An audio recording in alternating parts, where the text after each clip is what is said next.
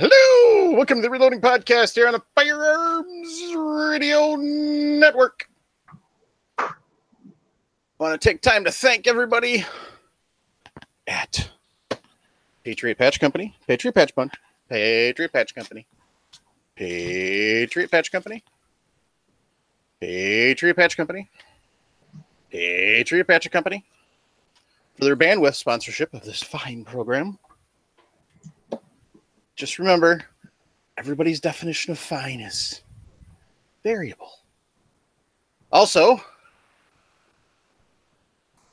want to take time to thank Sean and the gang over at Firearms Radio Network for giving us a place to hold these shenanigans. And had a blast at the bullpup shoot. That was what I was doing Saturday. Yeah, I seen some video. It looked like you were having fun. Yeah. You were the first person outside of everybody there to actually. I sent a video to the hosts of Manticore Arms' new toy, and so those guys were the first ones to see their new toy. Now, that was part of the thing with shooting video, and that video's all been released and everything now, so I can actually talk about it. Definitely by the time everybody hears this. So yeah, pretty awesome thing. Yeah, I've held the CZ Scorpion, and I did not like some of the the downfalls of it, like the safety digging in the web of your finger here. And then when I seen that their bullpup, I thought that was really awesome, and that's something I need to look at. Oh yeah. Yeah, definitely. So, a joy to shoot. Really a joy to shoot.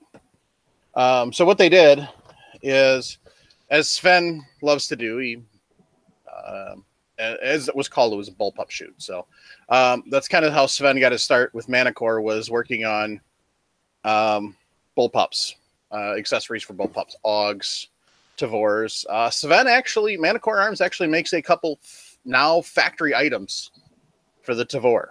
Yes, that's right. He actually makes, Manticore Arms actually makes some of the equipment that comes standard on a Tavor now. So, sorry, I'm a little parched. So it was a blast. It really was. And of course, the last time I made it to one of these, it was at a different place, and they found a better location for it. And so this was a really nice place. It was called the Site Training Center in Mount Carroll, Illinois. Really nice range. Really cool. It's kind of a multi-level in the hills there. And then they had a Hummer and a Jeepster, or a Scrambler, I should say, not a Jeepster, a Scrambler that they were doing shuttling with. So that was fun. And the Scrambler had a 50 mounted on it. No, it was not set up to fire because of, safety and all that. So, but lots of full auto, lots of fun. Had a little fun with Matt and Matt from Geeks, Gadgets, and Guns too. They brought some black powder loads out, and we were putting those through a high point. And I actually ran 6 through my Canic too. It was 124 grain hollow points, and it's compressed load, but it just of 3F, but it just wasn't enough to cycle the action. On the high point, it kind of would sometimes because of the way high point works. It tends to cycle a little better. They got some really good slow motion footage with their new toy, so that was kind of fun. But yeah, it was. I fired the first 2 rounds from the Canic, and for those of you who've seen my Canic, it has a Vortex, was it Venom or Viper? I can never remember. Got a Vortex red dot on the back of it that was put there by J&L Machining from Idaho.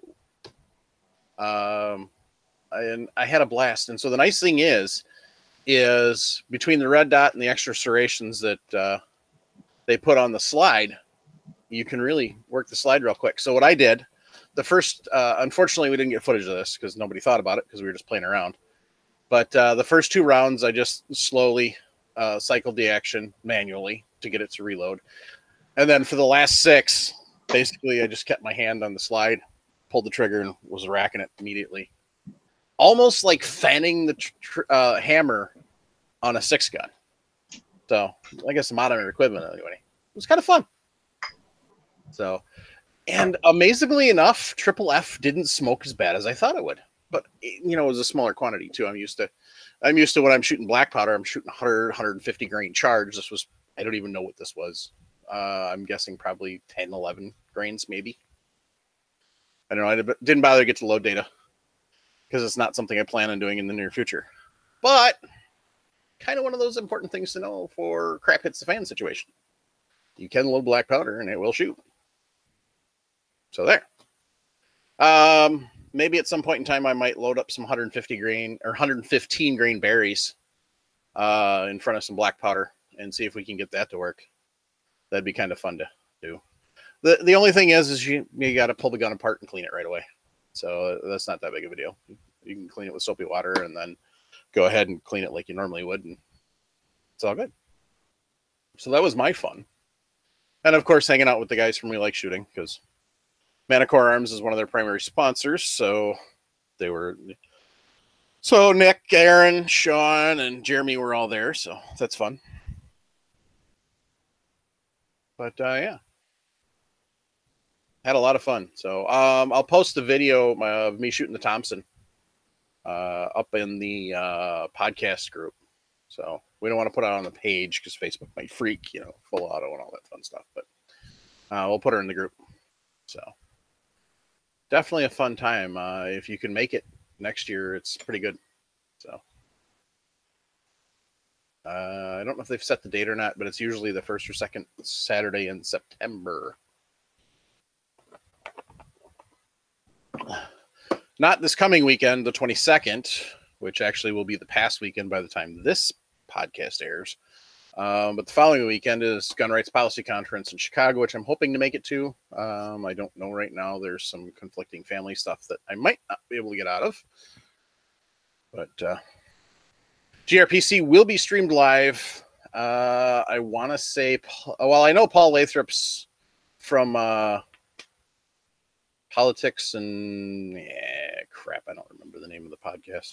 It's terrible. Polite Society podcast. Yes, Polite Society podcast. Used to be Politics and Guns.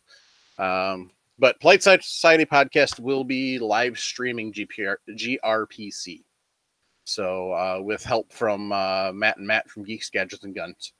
So you can check that out. So watch both their Facebook pages and they'll give you the info for how to watch it live streaming if you can't make it. But, if you can, it's always fun to show up Cook County. But yes, freedom still does exist. So what's everybody else done? Phil? Nothing. Absolutely nothing. Suppose you're going to blame it on hurricanes, aren't you? No, this time it's not, unless my wife counts as a hurricane. No, I had to repaint a house. Yeah.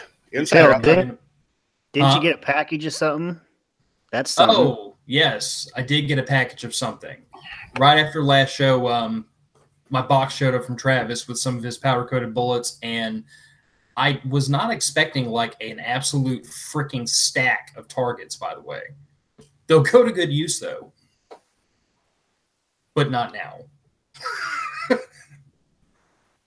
Hey, when he sends targets, he sends targets. Well, okay, look, the only thing I can tell you is I will not let them linger before they get shot as long as Jason did his targets. How about that? Yeah, I don't think Jason has shot his still that he's gotten probably 6 months ago. So, well, you see then, I got time. I can beat that record. What about you, Travis? So I got my brand new Vortex Razor HD 1-6 Gen 2E scope in the other day.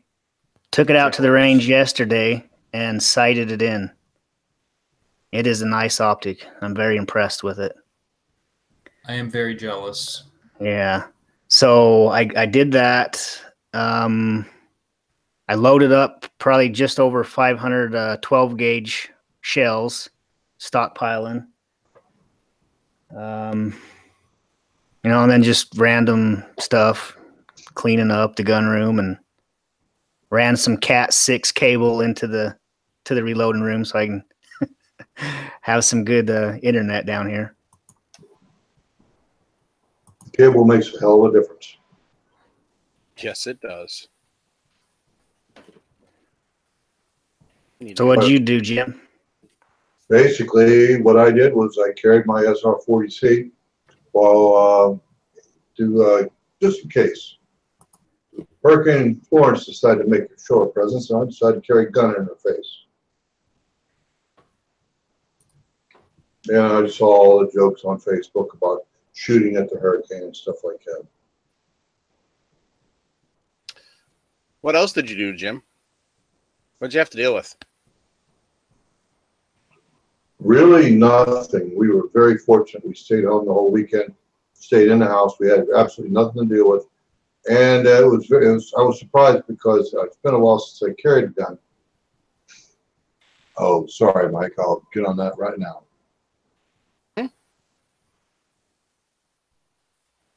Hello, testing 1, 2, 3. Oh, wrong mic. Much better. Perfect, Jim. Sorry about that. What I did over the weekend was I carried my SR40C. I haven't carried for a while, and I was surprised by how comfortable it was. That gun is so little, but yet it fits my hand so well.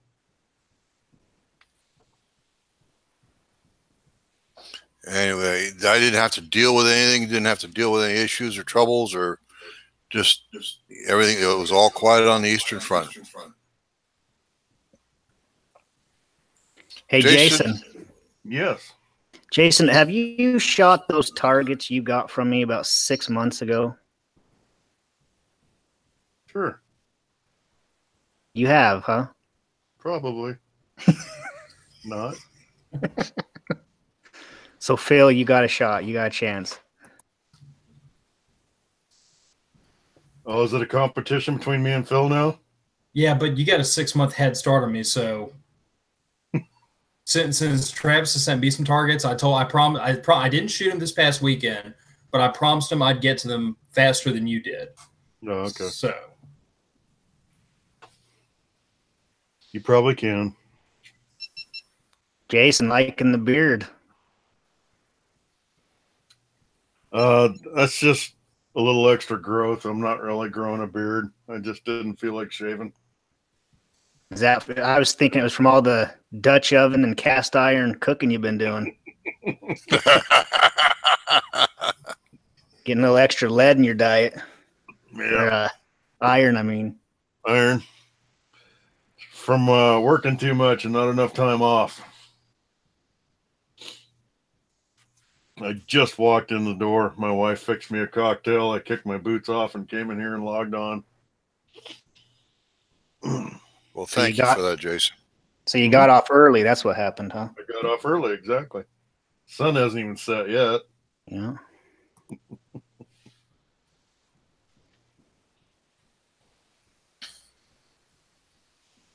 Yeah, it's 17 after 8 here on the Eastern Seaboard, and it's like dark. Yep. That's what happens when you get. That's what happens when you get around the vernal equinox. You and your fancy words. Excuse me, autumnal equinox. I was gonna see how long they'd let you go on that in the chat before they hollered at you. Them boys are sharp. Like attack.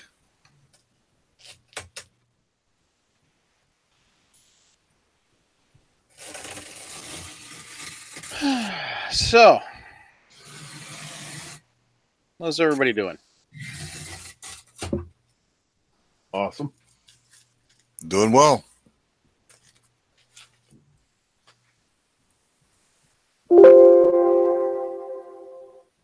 Wow. Somebody put that over there. Yeah, that was my computer yelling at me. Yeah. So, anyway. So, Jim, Sir. why don't we wander on over to the cartridge corner? Okay.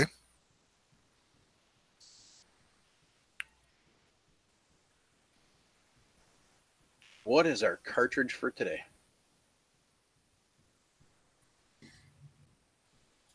I think we'll let Travis introduce the cartridge. Okay, I believe we are doing the 50 BMG. That's right. What's BMG stand for? Travis, what does BMG stand for? And don't you say Bravo Mike Golf. Well, then I have no answer. Big Mother Gunner. That's We'll Google go with it, that. Browning machine gun, 50 Browning machine gun, aka 50 BMG. This is Travis's. This particular episode of the Cartridge Corner has been requested by Mr. Buck. no, that was Phil. That was Phil. Oh, excuse me. I guess I need to learn to read the Facebook chat more carefully. But anyway, the 50 Browning machine gun cartridge. It's actually 12.7 by 99 NATO designated as 50 Browning by the CIP, whoever they are.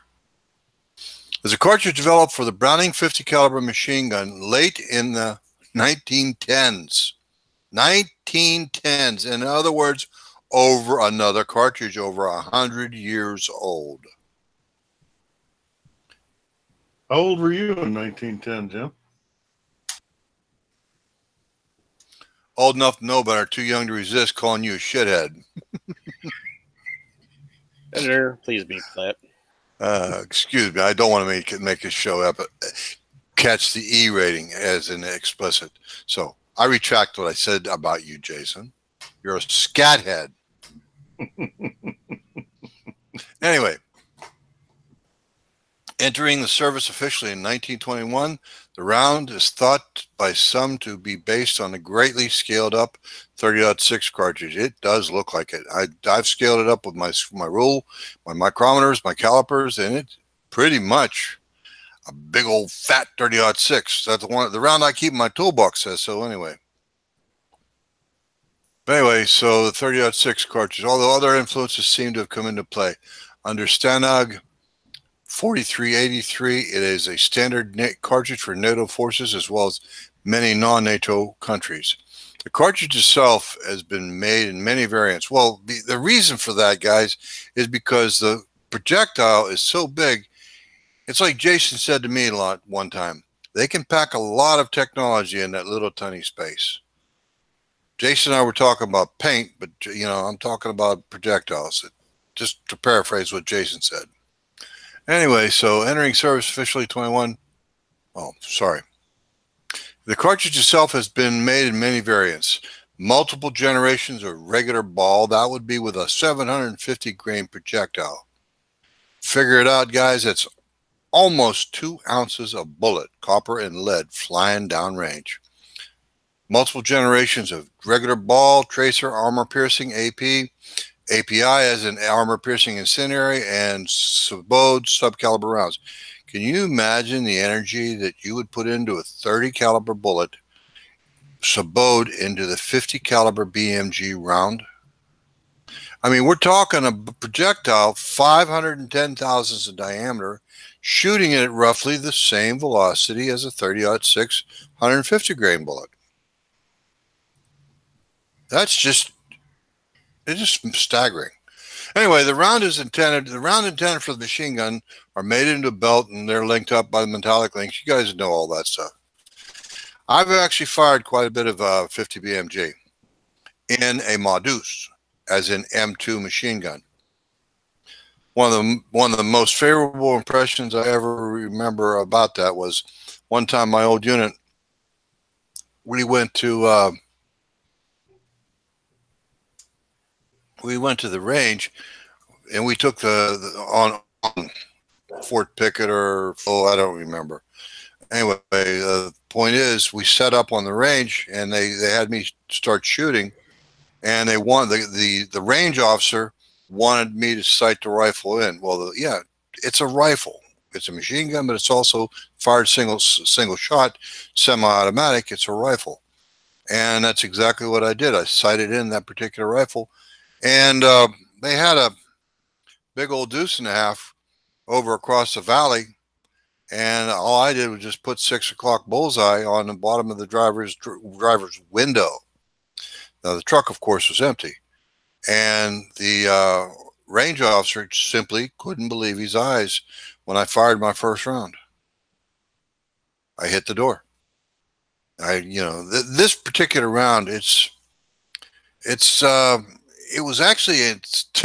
was intended, they say, for long-range target and anti-materiel rifles, as well as other 50 caliber machine guns. A wide variety of ammunition is available, and the availability of match-grade ammunition has increased the usefulness of the 50 caliber rifles by allowing more accurate fire than the lower quality rounds. I'm not going to take and bore you with the entire listing of everything I've copied out of Wikipedia. I'll let Mike do that into the show notes. But I will say this about the round. It's supposed to be anti-materiel, as in take out trucks and vehicles and airplanes and all kinds of stuff like that. And on thin skin, like armor personnel carrier, you could probably take it out too. You got to hit if you hit the engine. But you get like an APC, they're only covered with 2 inches of aluminum. 50 caliber round, 50 caliber API inside of a armor personnel carrier. It may be an anti-materiel device or round, but I don't really think anyone would fare too well if that happened. If they just happened to get in the way of that 750 grain bullet flying 2,800 feet per second. And Jim, if I can chip this in there, I'm a little frustrated. I can't remember the figure, but I was actually just listening to one of my old podcast episodes where we talked about like all of John Moses Browning's guns. And of course we had to cover the M2 heavy machine gun. And I want to say I did the muzzle energy calculations at the time. And if memory serves me, your average 50 BMG has something like 5 times the muzzle energy of 30-06. That sounds about right. I'm thinking like tons, literally tons of energy and pressure. Oh yeah. But that's the only equation I can make for people that have never shot a 50 BMG of any sort, but might have shot a 30-06 or even a 308 Winchester. 5 of them. At once. Yes, at once. You will feel it in your skull. You feel it in your chest. You feel it in the ground. Well, yeah, when Phil, you ever been behind an M2? Oh, yeah. Well, there you go. Ma Deuce, she likes to take and, give you a little pat on the back every time you send one down range. Chug, chug, chug, chug, chug, chug, chug, chug, chug, chug. Well, the experience I had doing weapons familiarization with it years and years ago was we had one of those tripod mounted. We were firing it down range, and a bunch of people were getting onto one after the other. Well, when they got done shooting, I noticed that if you hung a plumb bob from the end of the barrel down to the ground, from that point about 6 feet forward, there was a trench dug. Yep. Not because the bullets were striking the ground. That's right. It was flying over it. And they were tearing grass and dirt up out of the ground, and they were going down range with the rounds. The concussion. Yes. The expansion of the gases, the concussion of the report of the burst of energy, all that stuff. Yeah. We're talking serious business, people. Jason, when you were in the Navy, did you have experience with ship-mounted weapons like the M2? You're muted, Jason. As in no. Okay. Thank you. So, Jim. Sir. Here, I have an empty 50 BMG case right here. Yes, sir. And here, just for those watching, here's a comparison. Here's a 223 round. Yeah. That's hilarious. So this empty case is almost 4 inches long. Yep. You know what, Travis? Just for the sake of grins and giggles, drop that 223 round down the neck of that case. Down the neck. Yep. Look at that. Shake it around. That's how big it is. The head of the 223 round is about 350, 360, something like that. The inside of that case mouth of that 50 BMG round is about 520. I'm going to guess. Yeah, this is fired. It's 515, Jim. Okay. But yeah, that's huge. Yep. Couldn't you do the same thing with 30-06, or is that case head just a little bit too big? It's the case head. It would be too big because it's up in the. I'm going to say, well, it might drop in there. You got a 308 or 30-06 or 22-250 or anything like that for handy, Travis? Yeah, 1 second. I'll grab one. I'll bet you it drops in there. So it seemed like it was in the. What's that, Jason? I said yes, Jim, to answer your question. I had shot one on the onboard ship. Oh, okay. I could not unmute myself for some reason. Tell me about it while we're waiting for Travis to bring over not 6 round.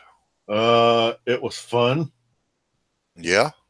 We just kind of sprayed. They sent a raft out, a high vis colored raft, and we were shooting at it. Mm-hmm. Just familiarization then. Yep, that was it. Yeah, Travis, so here's the 308. Yeah. What you got, Travis? It's not even gonna be. It's. Oh my God. Yeah, so here's this up close comparison again. Yep. I would bet that the 308 round that you have in your right hand weighs as much as less than 750 grains. Don't have to weigh it, but it would be an interesting. I wish I'd have thought of that beforehand. But anyway, the point is, guys, we're talking serious business. You know, we're talking be able to stop a truck. I mean, stop the engine now. As in, the vehicle simply doesn't go anywhere. You hit it with an API, you'll probably set the fuel system on fire. And if the truck happens to be carrying explosives, God help them. God help the occupants.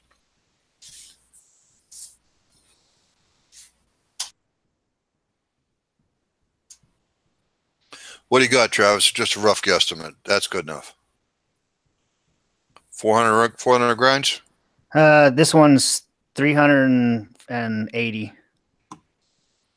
It weighs half of what a regular projectile weighs. Round of ball ammo, the bullet out of a round of ball ammo and 50 BMG. Yeah, that's crazy. Yep. It's effective. And the thing is, you know, everybody thinks it's the most powerful round of all, but there are actually rounds that are on the market that are based on this 50 BMG family. They're in the Shaytek rounds. I think there's a 416 Shaytek is actually more accurate, more effective, and delivers more energy than the 50 BMG because it's like a sabot, but it's actually a 50 BMG round neck down to the 416 diameter, I believe. I could be wrong. Jim, this is just interesting. My buddy has a 375 Shaytek, and then I believe there is the 416 Shaytek. And if I'm remembering right, that was developed maybe 15 miles from where I live, out in Arco, Idaho. Yay. A lot of the ballistic advantage of the Shaytek rounds, though, is down to bullet selection. Because, I mean, they were made from the outset to be very precise, very ballistically efficient cartridges. And the 50 BMG was built to punch holes in vehicles. I mean, it can be made into a fairly precise round with the right round in that cartridge. But you have to bear in mind it came from pretty humble origins. It was really just meant to produce raw horsepower. 750 grains and, 2,500 feet per second worth of muzzle velocity. It just muscles through whatever you hit it with. Yeah, I think a lot of people have the misconception that the 50 BMG is like a sniper round when there's a lot more rounds out there that are more effective. Yeah, well, I mean, that's like saying that It's like saying an F1 car is a drag racer because it happens to go 200 miles an hour. It just takes a while to get up to 200 miles an hour. I mean, it has some legs, but it has legs just by virtue of case capacity and by virtue of powder load. But in terms of like ballistic efficiency, there's a lot of rounds out there that beat it out. My whole love affair with the 50 is because it's a 50. Us veterans know exactly what you're talking about, Phil. I don't really need a justification. I just really want one. I just haven't found somebody that make me the right deal on a kidney yet for an M92. Wow. 50 BMG. Madus. I think I it's love you. 7. Nice one, Michael. Say again, please.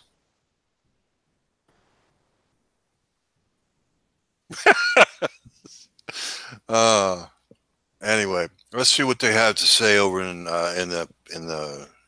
Yeah, Paul Nelson just commented the 375 and the 416 Chi-Tac, they're all solid like copper or brass projectiles. Yeah, yeah. Jim, didn't they develop the 50 specifically to shoot down aircraft because the 30 caliber wasn't doing it? Yep. And then they realized the 50. Well, you see, Jason, like very well either. The article said, this was developed in 1910, and aircraft have just been developed or invented by the Wright brothers in what, 1903? And we were going into World War I at the time. So, yeah, it may have been brought over to adapted to, used on aircraft because you need something up there. Those aircraft at that time, they were made out of cloth and as light of wood as they could get. And you punch a hole in the wing, it's no big deal because it's made out of fabric. It's not self-healing, but the hole is still there. But yet it still doesn't affect it the way it would today in a metallic skin aircraft. Mm-hmm. You hit a Piper Cub in the wing, well, you're going to start, he's going to start leaking fuel and stuff like that. But of course, you're going to deform the aerodynamics of the aircraft too. But yeah, I do believe it was adapted to rather than developed for, because of the timeline. Mm-hmm. And it was created by Hosanna on the highest, John Moses Browning. Yes, guys, it's the same guy who developed the 1911. Yay! And the BAR and the Western Model 86, FN 1903. I believe, didn't he have a hand in the M1919? 98% sure. Yeah, I believe it's a scaled down Madus. Yeah, but like I said, me and my co-host did like an hour and 10-minute episode about the guns of John Moses Browning and about a fourth of them. Not that that's extraordinarily pertinent to this podcast, but anybody that's a serious gun nerd should really educate themselves on John Moses Browning. That man was an absolute genius. John Browning is also the same John Browning of Browning Firearms. Mm-hmm. And if you look at the number of commercially or militarily successful firearms he developed in the time span of his career, I think the way the math broke down is he developed a brand new gun design almost every 2 years by himself. Wow. Not Winchester, not Colt, not a company or conglomerate. This man cooked up a new firearm design every 2 years out of his own brain. I don't know when he slept. Well, back then, we didn't have the restrictions and the limitations that we enjoy today.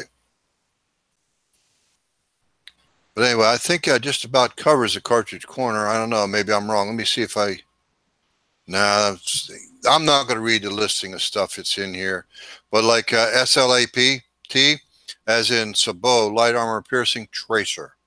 You're just going to see a lot of military designations, stuff like that. And... the Big Browning, yeah, she's seen service from the World War I up until today, this very day. Madus is out there doing the job protecting American GIs. And in fact, she's also protecting a lot of other GIs, not necessarily American. I think I interrupted somebody. Was that you, Phil? I know. I just thought of an article that I'm going to send you all offline. It's not pertinent to the podcast, but y'all appreciate it. Okay, thank you.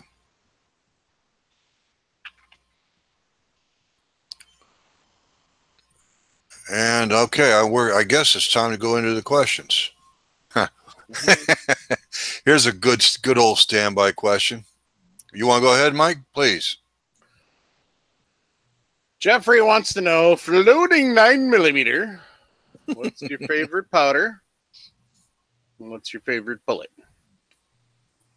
So for me, currently, because I'm not casting anything currently, my favorite bullet happens to be these little beauties right here. Oh, it's shiny. Look at that. Shiny. And then powder would be that right there. For those of you who are not watching the podcast live, the bullet would be a Barry's 9mm 115 grain round nose copper plated bullet.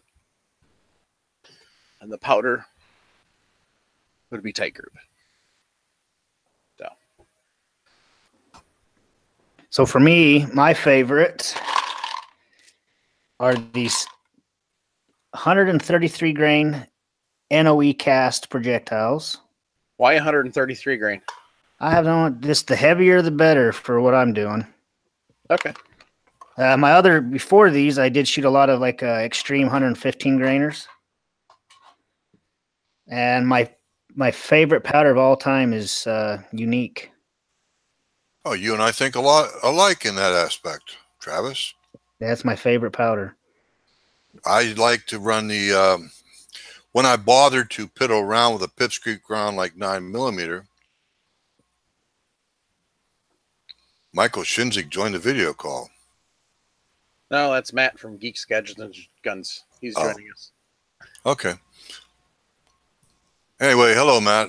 But anyway, like I was saying, when I bothered to piddle with that pipsqueak round, I like to use a Lee 124 grain cast bullet, and I like to use maximum charges of Unique. Yeah, I think any reloader worth his salt's got a pound or two of Unique. I've been known to buy cases of Unique, 8-pound kegs. Say again, Mike. I cannot confirm or deny that I may or may not have some Unique in this area. I don't think I actually have any Unique in my stock. Freaking slacker, get on that. Need to fix that, Phil. I'm always the weirdo in this group, you know that.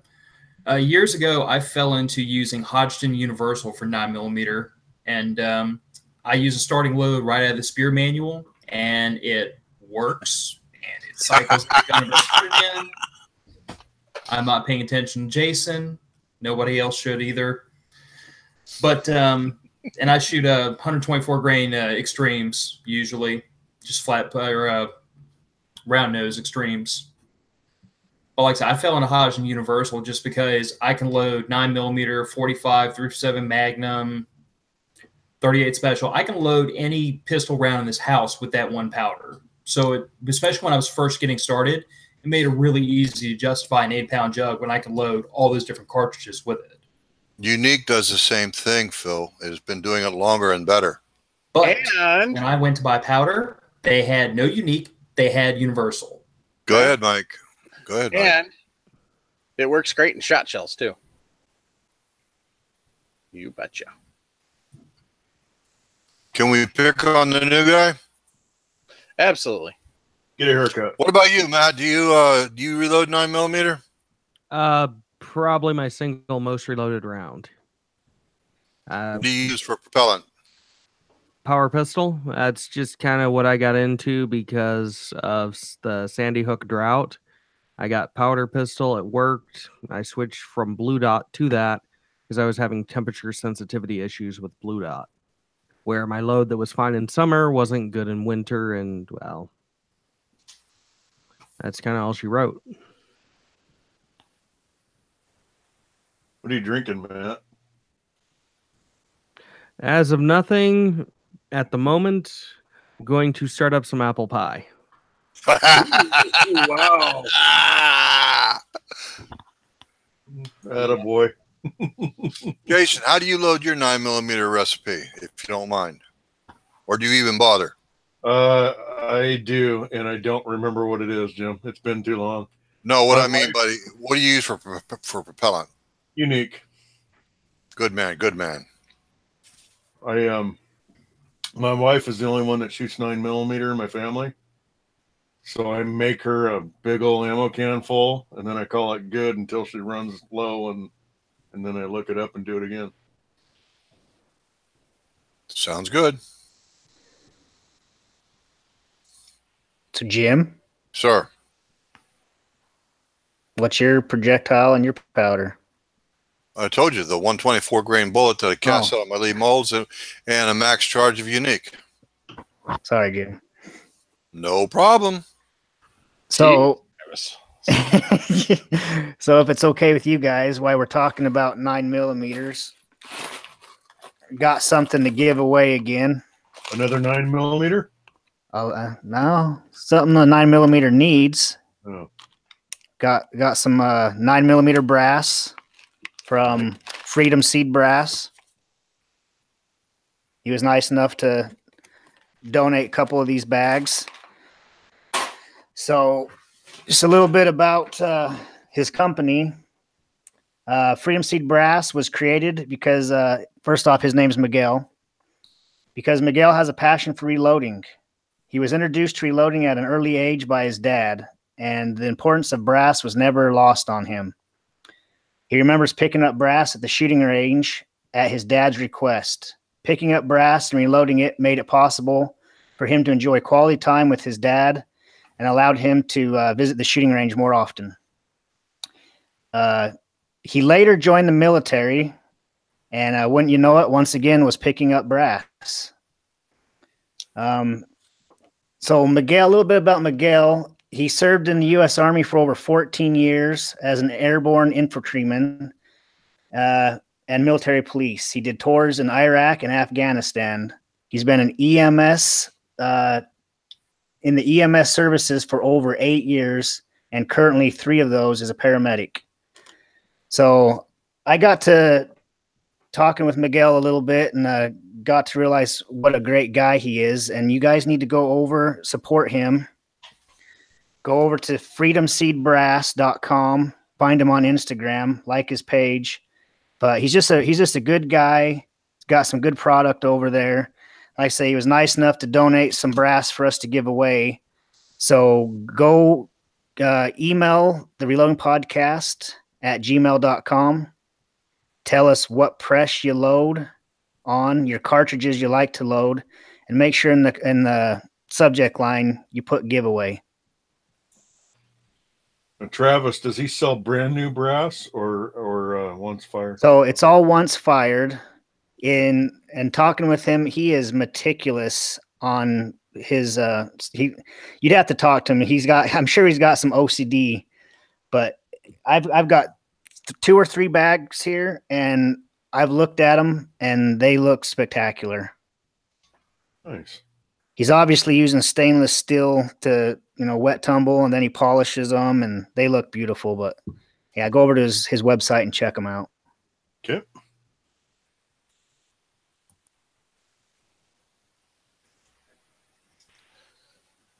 So, M40 A13. That's one of them. They're shot shells. That's another one of them. They're shot shells. That's another one of them. They're shot shells.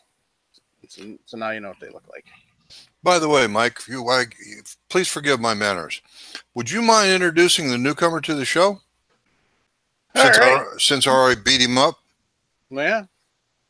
So joining us tonight to talk about, kind of follow up on some of the stuff that he had talked about a few months ago when he was on, is Matt from Geeks, Gadgets, and Guns, who I got the pleasure of actually finally meeting in person on Saturday at the Bullpup shoot. So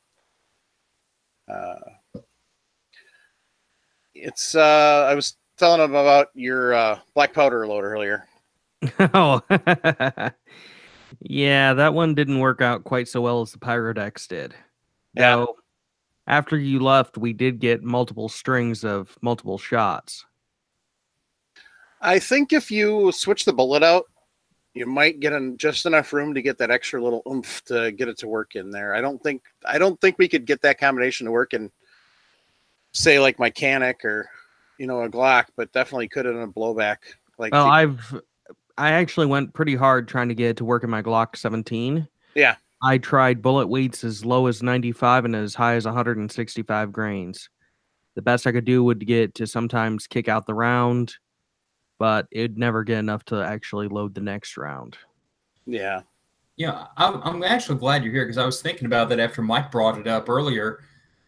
Do you suppose that's because the pressure curve is so sudden with black powder as opposed to smokeless? I mean, black powder basically blows up, and every smokeless powder I'm familiar with burns, even if it burns really rapidly. Well, the interesting thing is we actually had a high-speed camera out for it this time. Let's see. Give me a second. I'll get some of the footage. But we were actually seeing the chamber open, and you would still see flame in the case as it was starting to extract. It's, well, it is what it is, and there's just a bunch of interesting stuff going on with the physics. I'll have to redo it with Pyrodex, but of course, Pyrodex is less dense than black powder, but on a volume for volume, it's got the same amount of powder. Well, power. So if you're looking at volumetric measuring, it measures the same. If you're doing actual weight charges, it's going to be different between the two. I want to, I'm not even going to say the charge levels, but suffice it to say, we did get it to work. First time we did the test, it was with Pyrodex. We got about 90 rounds before the first malfunction of the gun. Would that be an issue with the cleanliness of the gun? After 90 rounds. Yeah, it was basically at 90 rounds, we had to slam it back into chamber. The interesting thing was, since we only had one mag, we had to reload it. And it was always the first couple of rounds would be the problem, kind of like what we were experiencing on Saturday. And then from there, as you go on, the last rounds in the mag, since you've broken up the cruft already, they go pretty darn smooth most of the time. And I only loaded up 300 rounds because I never thought 300 rounds would ever be needed. And as it turns out, we ran all of them with just minor malfunction drills. So maybe just pull the slide back a little bit to get the round and maybe beat it back into battery. And that was about it. It was really interesting. All right. Interesting test. Oh yeah, I love doing this kind of weird stuff, and well, that's normally what I end up talking about with Mike behind the scenes. Yeah, we have definitely some interesting conversations about some of the stuff that they work on. So yeah, here, crud. Let me get that open again. All right. So, Matt, while you're working on that, what'd you think of Sven's new toy? Oh, yeah. I swear I've not been pricing out Scorpion Evos. Honestly, he really did above and beyond. Just the previous week, I had decided, I like the Evo. I kind of want to go for an Evo, but I think I'd rather do something locked breech, and well, this has completely reversed it. And actually, looking at the high-speed footage of that, the suppressed variant, I was seeing little to no gas, and this was looking at it, I want to say about 3,000 frames per second. You could barely make out any gas coming out of the chamber, which tells me that is a very, very good design. That was the integrally suppressed one? Yep. I shot the other one that had the full length barrel and then the can on the end of it. So Oh no, that was a faux presser, not an actual suppressor. yeah, I know. I know, it annoys me. It's like, no, it should be a real suppressor. Well, you know, All right. they Here had we one that go. put on a couple of other things, but not that one. So Yep. All right. Can you see this? Yep. This is about 8,000 frames per second of the black powder firing through a high point. And you'll get a nice tongue of flame and, well,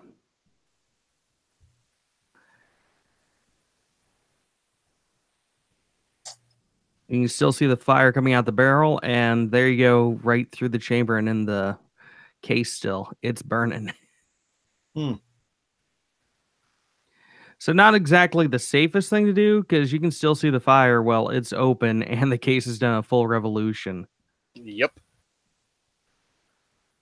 But then again, just being able to say you've done it is kind of worth it in the long run. It was definitely fun. Yeah, and honestly, anybody who talks about post-apocalyptic for video games, what gun are you going to use? What kind of powder are you going to use in the long run? Right. And what do you do when you run out of regular powder? You know, you can make black powder with stuff that you can find laying around. Exactly. And honestly, the high point runs it where other guns won't. You'll have to manually cycle it. It'll still work, but it's something interesting to play with. I wouldn't suggest anybody else do it, but as you can see, it's very repeatable and very similar on each shot. I love how you take a bunch of reloading nerds and wave a red cape in front of them and then say, "Don't do this at home, kids." Because I've never in my life played with black powder, and all of a sudden I feel the urge to. Well, I do many things that I suggest people don't try at home. Like I shot a 300 blackout through a 5.56 barrel. I would do that too with a string. That's what I did, but I also filmed it. Filming, it's fine. As long as I don't have to be within, 10, 15 yards of it, I'm okay with that. Well, I was behind the gun, but I knew the gun wouldn't fail backwards through the buttstock and the case to me. But we captured it at over 3,000 frames per second. That was And putting a lot of faith in a buffered tube. well, no, it wasn't. Yeah. It was the design of the gun. I know. When you see enough of failures on them, you'll know, all right, this is going to blow out down and blow out the upper receiver. And that's kind of what it did. It blew out, vented gas straight up and straight down through the magazine. And the insane part is the bullet left the barrel. Boy, that's a swaging job from hell. Oh my Oh, god. yeah. Part of the bullet left the barrel. Oh my god. No, actually, it was the full bullet, 93% weight retention. Holy crap. You actually, Jesus Christ. That's You actually impressive. captured the bullet? Yeah, Do you still have it? Do you still Yes. have it? Yeah. I want to see this artifact. I've got it in the other room. Give me a second. Oh, My god. Yeah, so This thing is going Could to you look like imagine the pressure involved in swaging a bullet a full 10,000ths of an inch at what, 2,500 feet per second? Jesus. Yeah, but this is one of Matt's fun things to do. This is one of the fun things that he and Matt do is they come up with just absolutely crazy ideas and see if they'll work. they destroyed a rifle in the process. Name of science. Well, nothing wrong with that, I suppose. I figure if I'm going to bring something, I should bring all of it. So what we have right here is a round that had been in the magazine and got pretty severely damaged by the blowout of the bolt carrier group. That'll buff out. This is the upper receiver. We had a blowout here. Oh my god. Barrel extension broke, venting gas. Vented here. Bolt carrier, I'm not sure how well you can make it out. The bottom actually blew out.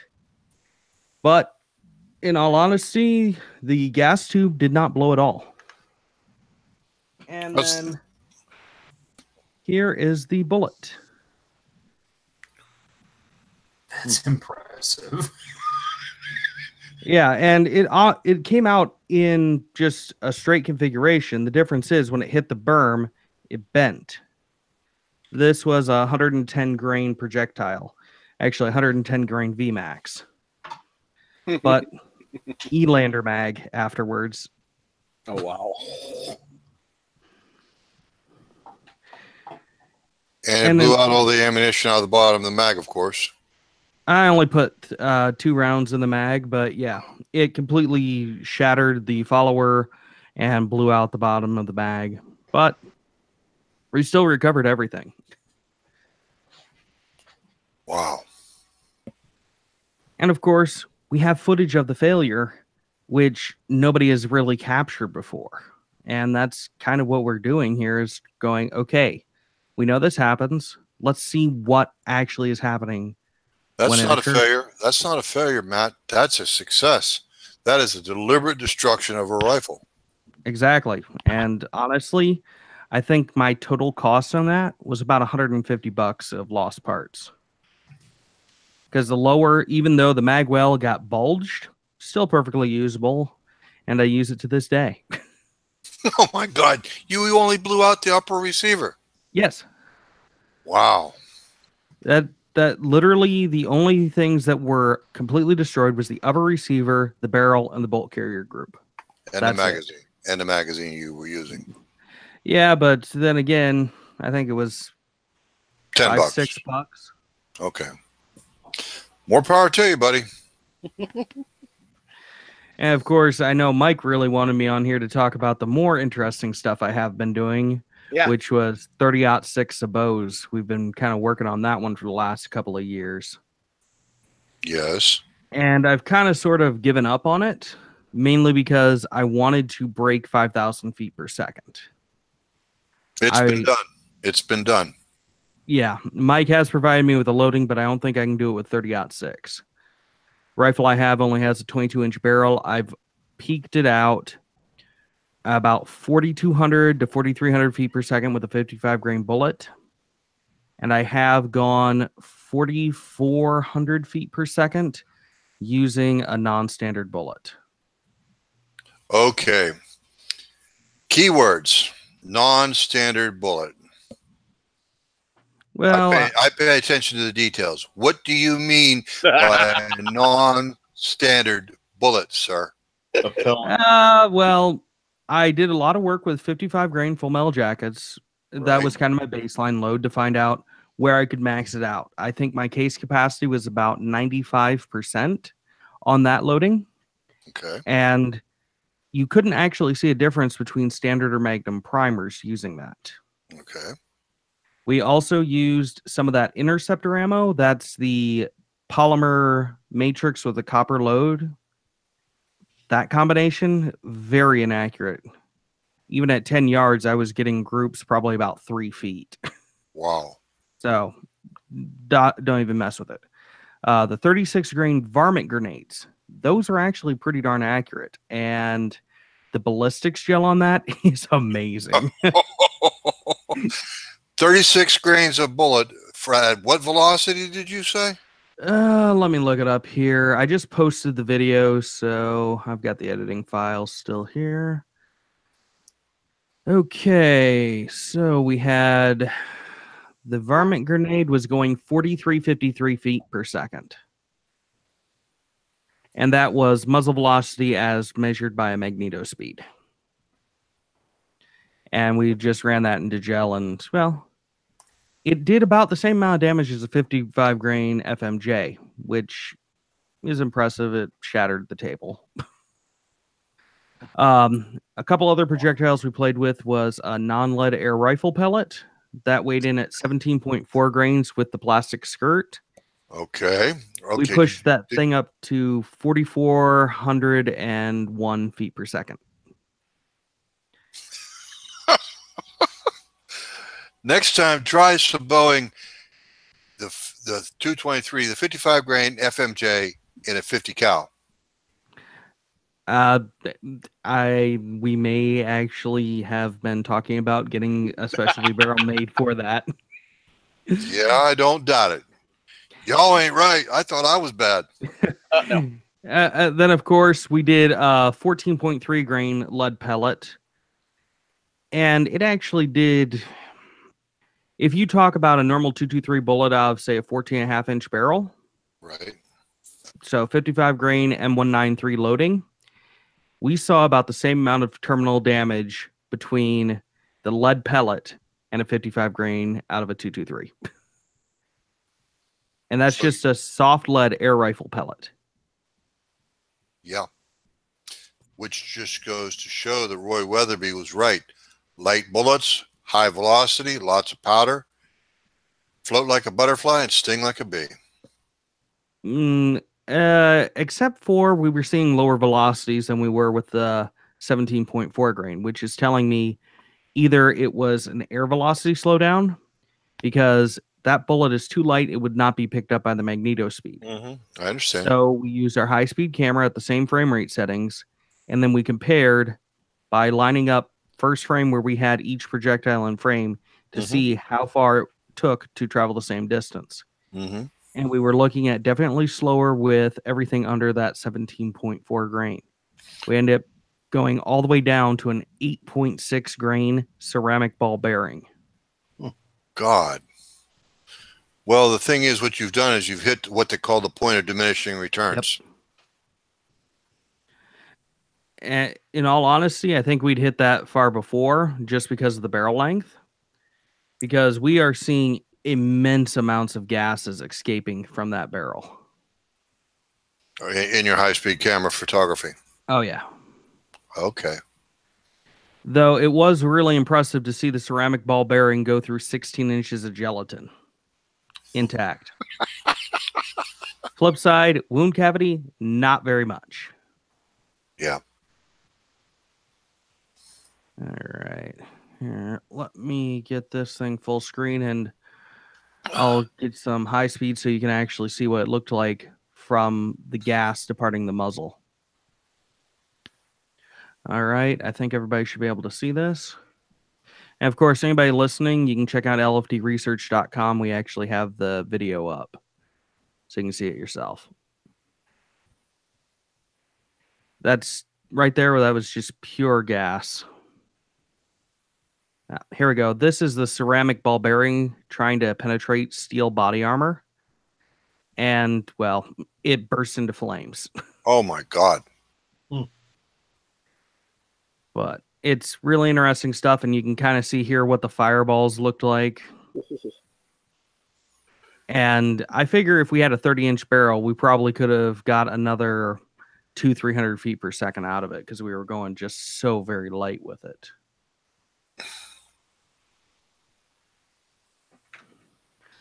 But that's kind of the stuff we played around with. We did try going Magnum primers on the loads versus standard.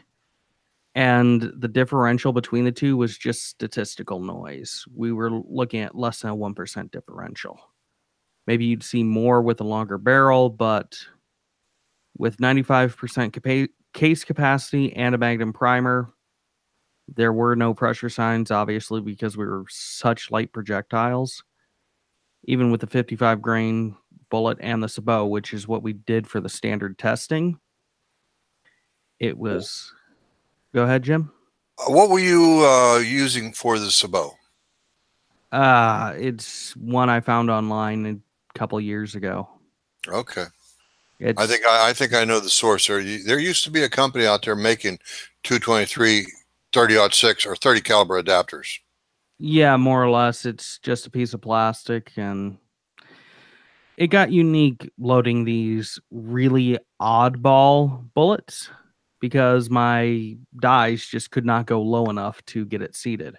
Ended up dropping a 223, well, a 55 grain bullet inside the case, and it got stuck in there and was able to allow me to perfectly seat the sabots, even with the weird projectiles every time. Very interesting reloading. Very interesting. I probably have 20 or 30 of them laying around still that we didn't end up shooting up. But it's really an interesting thing if you want to do it. And that 55 grain bullet, not our most recent video, but one of the previous ones, we put that 55 grain into gel, and there was absolutely no neck. So think of when you see ballistics gel hits with a varmint round, we basically turned a Full Metal Jacket into a varmint round. We pushed it so fast.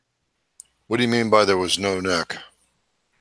It entered the gel and immediately destructed. Oh. So yeah, normally you'll see anywhere from 1 to 3 inches with a standard 5.56 into gel before the bullet cavitates and just shreds. None of that. It was immediately in, shred. Probably total damage was the entire height and width of the block, but only went in about 8 inches. And you're pushing that particular bullet with the Sabot round out of what is the parent cartridge that you're using? 30-06? Yep, 30-06. Okay, and you're pushing that at what? Over 4,000 feet per second? It was averaging about 4,200 feet per second. That bullet was never designed for that velocity. Nothing wrong with what you're doing, don't get me wrong. I'm just saying that bullet isn't going to hold up to that kind of punishment. Good job, Matt. I like this. Honestly, I mean, we've been trying to figure out a good way to actually demonstrate a bullet not being able to hold up to what is being pushed at. So we've tried to figure out a way we can replicate a bullet catastrophically failing going downrange from being overspun. And it's trying to get a way to constantly repeat it so I can get the camera to go through and get in within a 4-second window so I can capture the bullet actually shredding. Matt, I think me and you have a few things to exchange. I'm going to send you my email address. And in the chat, I'll get it right. In the chat. And what I'm talking about, guys, is giving him some of my brass jacketed 223 bullets. You guys are all familiar with it. Well, maybe Phil isn't. I don't think Travis is. But there you go, Matt. You would send me an email. I have some brass jacketed bullets that you might be interested in because I think you can actually overspin those and blow them up. By any chance, do you know what velocity you're looking at where they seem to fail? Out of my Mini 14, they're running probably what? 50 grains, 55 grains. I'm going to say 3,000, 3,100. How long's your barrel? Mini 14, 18, 20 inches. Are they failing out of that gun, Jim? Well, they don't make it to the target, Jason. Okay. Then I could definitely overdrive it because I have a 24-inch AR. I wanted to say I was reaching as high as like 36 or 3,700 feet per second out of that with a M193 round. Sounds sweet. Nice. So Matt, one of our listeners, Jared, he's asking how well the Sabots fit the rifle barrel. As in, do you get gas cutting on the Sabot, or have you ever looked at that? Honestly, when I'm looking at the high-speed footage of it going out, I unfortunately can't push it high enough to go, all right, this is where the Sabot has left and this is where it hasn't. But I'm not seeing a large amount of gas go through before I get the streak of the Sabot going through. Mm-hmm. So I think it's a fairly decent seal because it's looking very similar to when I've got high speed of a 300 Blackout Subsonic or 6.5 Creedmoor of an AR-10. Good. Your Sabots, are they closed base or are they? I know they're probably notched up on the shank of the bullet, but is the base of the Sabot itself, is it actually sealed? It's sealed and it's actually concave. Right. To help induce obturation. Right. And in all honesty, after some of these, I am actually finding the Sabot shredded because the faster I go, sometimes they'll open up in a nice pedal, and sometimes you'll find it starting to rip because it's just being driven so hard. Nice work. I mean, considering we're looking at over 4,000 feet per second out of a 22-inch barrel, that's actually pretty impressive. It is. Yeah, I wish I had like a longer 30-06 barrel just to see, okay, how much velocity am I losing here? But, well, if I'm going to buy another rifle, it's going to be a 300 rum just so I can do that 1 mile per second loading. You bet. Well, if you're going to do that, why don't you get the 300 Weatherby? Is that actually bigger than the rum? I don't remember. No. Remember which one's. Because I remember seeing the powder, and the powder was just an insane level of charge. Yeah, that load data that I sent you. Oh, And yeah. no, I will not give that load data to any listener. Don't even ask for it. Yeah, there's very dangerous stuff. And I honestly suggest everybody take reloading seriously because I may have blown up a gun just starting to work towards doing this Sabot testing. No, you did blow one up. Well, it didn't send any shrapnel anywhere. It just kind of destroyed the bolt. Yep.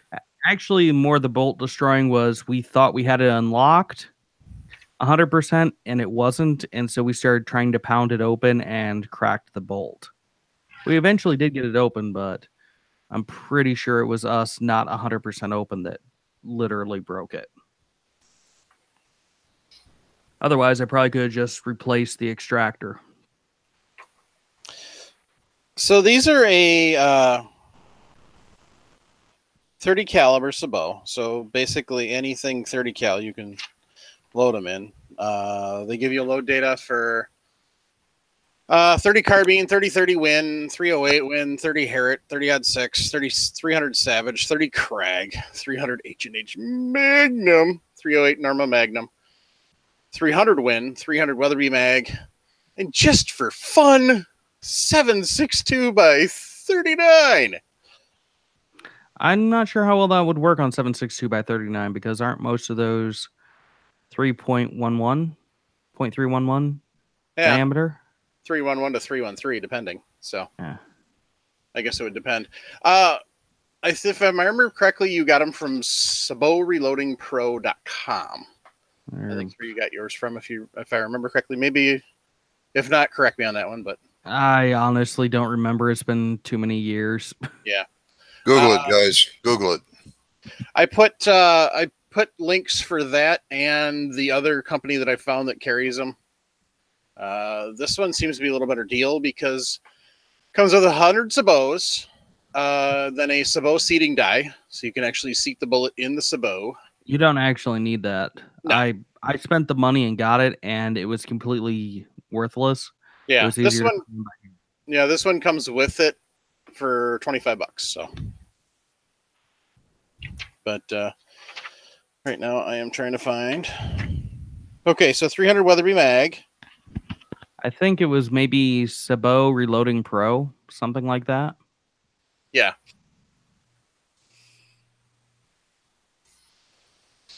So, give an idea, 300 Weatherby Mag pushes 110 grain VMAX, 3,900 feet per second. That's a factory. Well, that's a Weatherby factory load. 300 Rem Ultra Mag also will push 110 grain VMAX, 3,900 feet per second.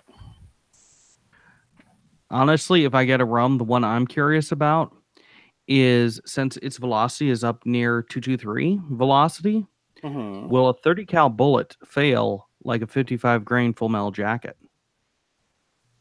So if it's going fast enough, will the bullet catastrophically disintegrate inside a target?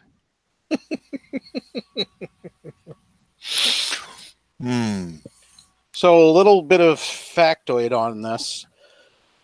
Created in 1999, Remington wanted to enter the new millennium, boasting the ultimate flat shooting long distance hunting factory round using the use of the beltless 404 Jeffrey case as the basis for the new cartridge gave Remington the means of besting the case capacity of the 300 Weatherby by 13% and the 300 Win Mag by 20%. So So they will push 180 grain bullet out of a 26-inch barrel at 3,300 feet per second. Wow. That leaves an impression. Yeah, no kidding. But it's They a will beautiful move impression. 220 grain round nose, 3,000 feet per second. Ooh, my shoulder just broke from the recoil of that round. Yeah, no kidding. So here'd be some fun. A 3378 Weatherby mag. That's that one's kind of I'd say that's harder than the rum. a little bit, but that one's dedicated to 180 and above. They don't have any load data for anything lower, so That just means you experiment, right?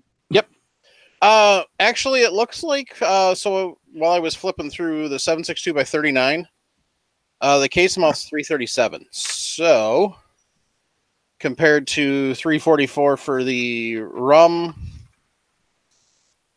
and 337 for the Weatherby mag. Yada yada. 343 for the Win. 308 Win. So I would say that it probably will fit. Yeah, let's see. So I've got an SKS, so I think I'll have to play around. Yeah, here we go. I found the velocity for that M193. That's your standard military issue 55 grain. Mm-hmm. That was 3,400 feet per second out of a 24-inch barrel. Mm-hmm.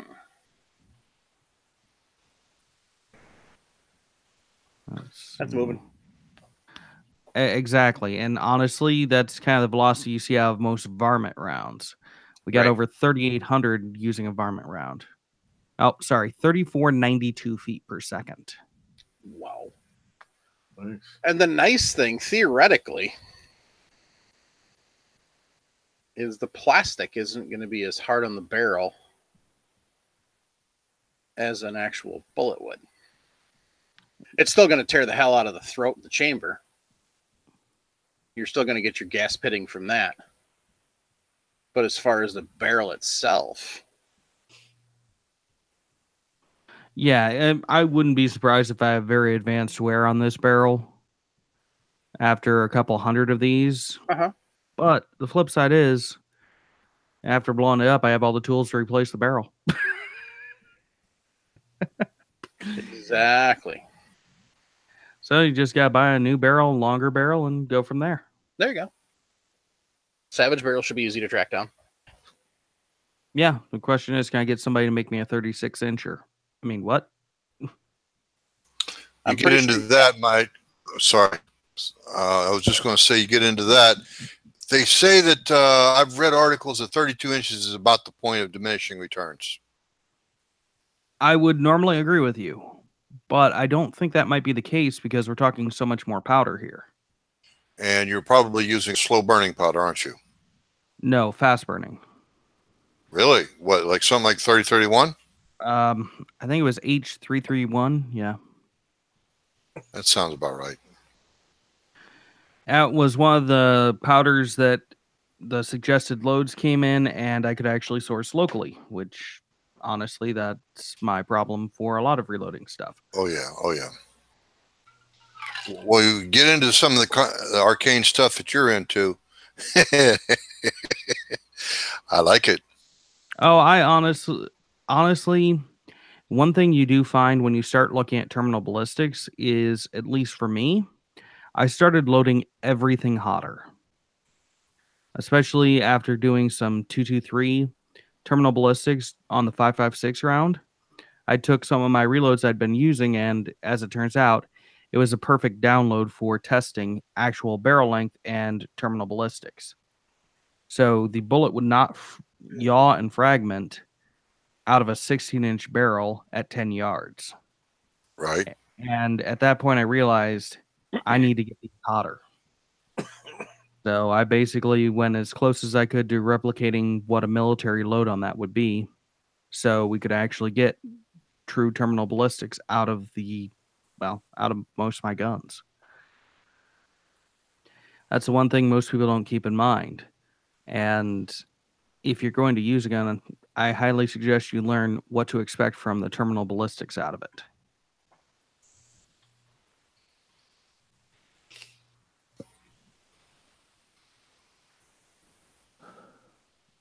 Well, you get old school reloaders like Jason and myself. There's an old saying that seems to apply here. You can't miss him fast enough to kill him. Very true. But you also can't go slow enough that an ice pick's going to do you any good.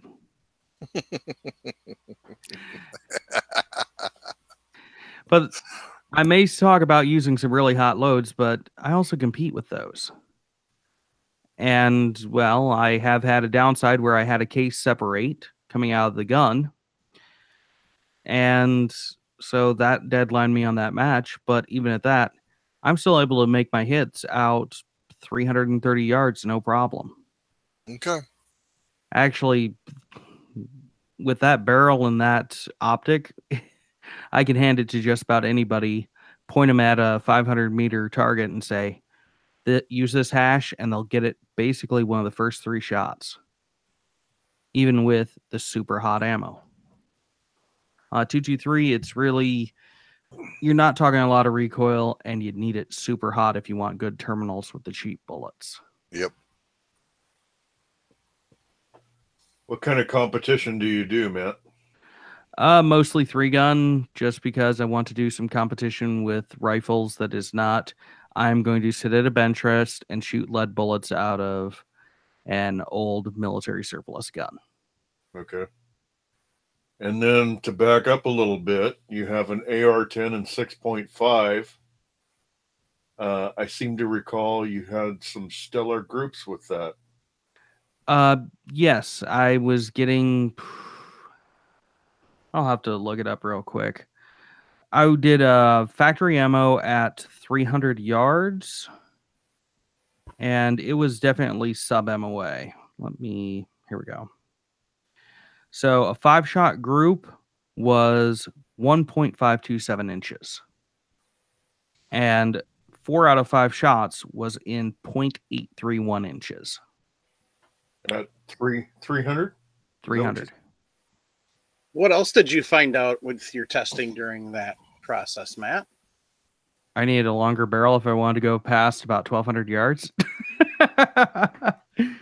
What interesting factoid did you find out when you were using the high speed? Oh, that one? Uh-huh. We have actually confirmed that the bullet leaves the barrel before the bolt even starts to move. So we were running, I have to check what the frames per second was. I want to say it was about 5,000 frames per second. Unfortunately, this camera, in order to boost the frame rates up so very high, what you have to do is you have to disable pixels. So your frame rate is how many pixels are enabled, because what it's doing is it's constantly sitting there and filling up the buffer, which is RAM. So it depends on what size of image you're trying to save, what kind of speed you're looking at. So I've just got to look it up in the database here. Let's see. I thought that was kind of the most interesting thing is, everybody talks about semi-autos and, the reason the bolts are so more accurate and more consistent is because, the bolt's locked. And that thing that you got footage, and he showed me the footage. That you've got footage that the bolt doesn't move until the bullet's out of the barrel. Let's see, we're doing at 4,489 frames per second. So we had about 3 frames from when I can tell via the gas the bullet has left the barrel. 3 frames from there until the bolt starts moving rearward at all. That's not the bolt is open. That's the carrier is starting to move rearwards and it's starting to unlock. The real difference is semi-autos on an AR-10, you don't have a lot of people lapping them yet, which I'm actually going to tear apart that gun and lap the upper receiver. And that's going to be one thing that can hopefully true it up, but the only other difference you're talking about is possible damage to the round as it's being loaded. But most competition, as you well know, at least the high-end stuff, where you have people out in the field moving around, they're using mag-fed guns. So you're still going to have some possibility of the round. It's just going to be a bit more violent with a semi-auto versus a bolt action that's mag-fed. So we're honestly to the point where I think we can almost say you're better off going with a semi-auto over a bolt gun because the accuracy is close enough anymore, and you gain so much more from the repeated follow-up shots. To put it in perspective, me and a buddy were running a competition through class where we were doing long range. We did a course of fire all the way from 200 meters out to 800 meters. Running it on a bolt action, it took him about, I'd say 50 minutes to do the same course of fire that I did in 15 minutes. So you are talking a major time differential, and you're reducing recoil. It's straight in line with your shoulder. So you have closer follow-up shots, and you can spot where your hit was for a quicker adjustment.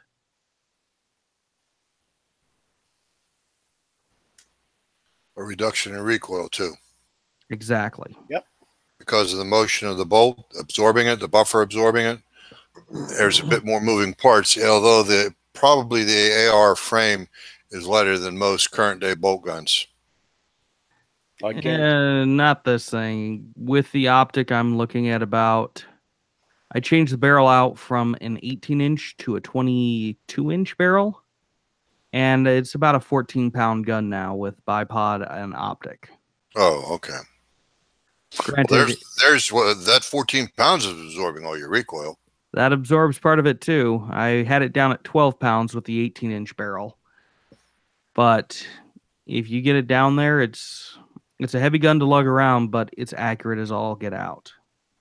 And honestly, I'm tempted to redesign it, use a lighter weight bolt carrier group and a different buttstock, because the buttstock's that Magpul PRS. So you're talking like 1.75 pounds for that thing. It's a really heavy mother.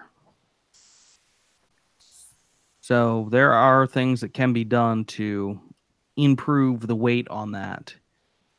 But honestly, it's just a really good gun all around. Anybody else have questions?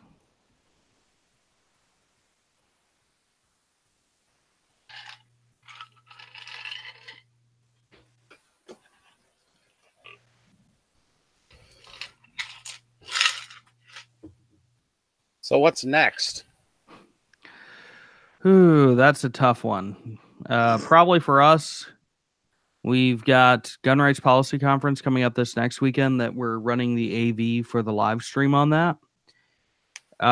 Hopefully after that's done, we're either going to get back to trying to figure out what it is about a bullet entering oxyacetylene that causes it to detonate. Yeah, 5.7 round out of a handgun, if it enters oxyacetylene, immediately causes a detonation. An oxyacetylene flame or oxygen acetylene gas mixture? Oxygen acetylene gas mixture. Like in a bag or just loose? We put it inside of just a Rubbermaid container with saran wrap over it. And we put a piece of aluminum in there to actually test something for one of our Patreons.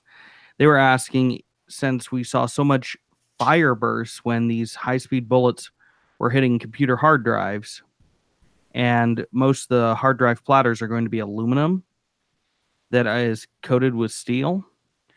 So we were checking to see if that could actually cause an explosion just from the spark. We did confirm that just a 5.7 bullet hitting pure aluminum causes a spark every time it hits, but only on the strike face. So we decided, okay, we can easily do an oxyacetylene atmosphere and we'll see if that detonates. Well, it detonated. I'm looking back at the high-speed footage. I'm like, wait, I've got a fireball and there's no bullet hole yet. Something's not right here.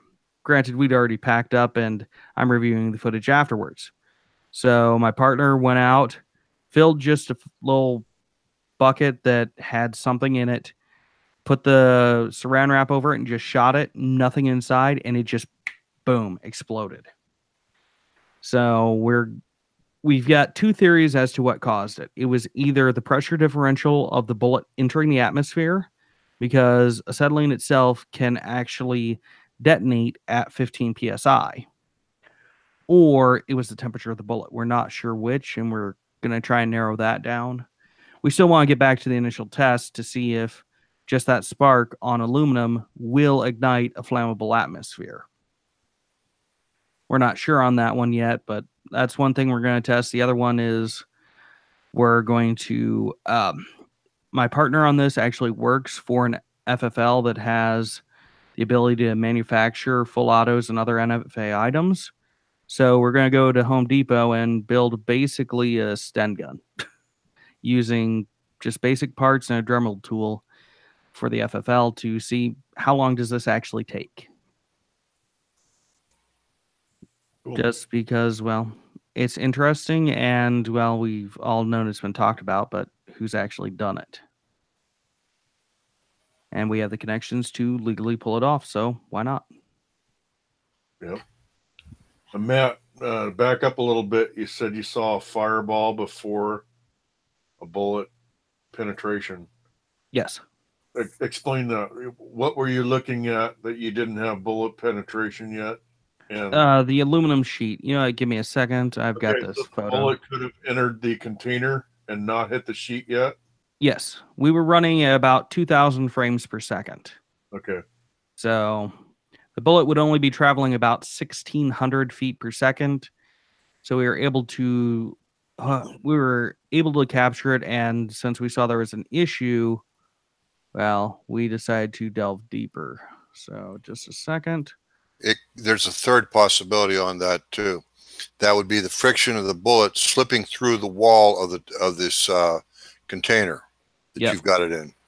Well, The friction of the plastic being melted, the temperature, that's also a possibility. very true. Right here is the picture that I was actually looking at. So you'll notice there are 3 bullet holes in that piece of metal there. Right, And then you'll see this orange ball, right. but there's no bullet hole behind it.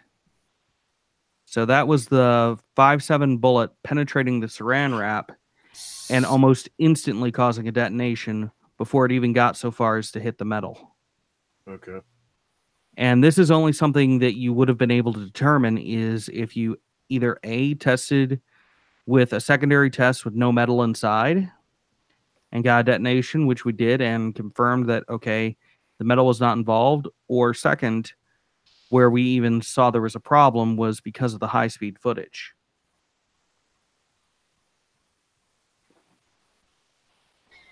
Well, you've done far more experimentation than I ever had the audacity to do. Honestly, I've always kind of been curious about this stuff, and to tell you the truth, I didn't even start buying modern guns until 2012. I'm the guy that filled up a 357 Magnum cartridge with a gunpowder. I won't even name it what it was. It stuffed a 200 grain bullet on top of it and reloaded it and shot it out of my Thompson Center Contender. And it felt like a 44 Magnum when it went off. Well, let's just say I have plans later this week to actually get some high-speed footage that would be an interesting test. I'm traveling to Chicago for Gun Rights Policy Conference, and I have a friend there who happens to own a Scandian frame 357 Magnum. So I need to get footage of shooting that. But since I'm going to do that anyways, I've grabbed 2 Remington self-defense loads, semi-jacketed, and they're both in the same line, but one is 110 grain and the other one's 180 grain. Now, being able to look at it in excess of 1,000 feet per second, it would be really interesting to see the recoil differential between those two loadings. Oh yeah, you'll see it.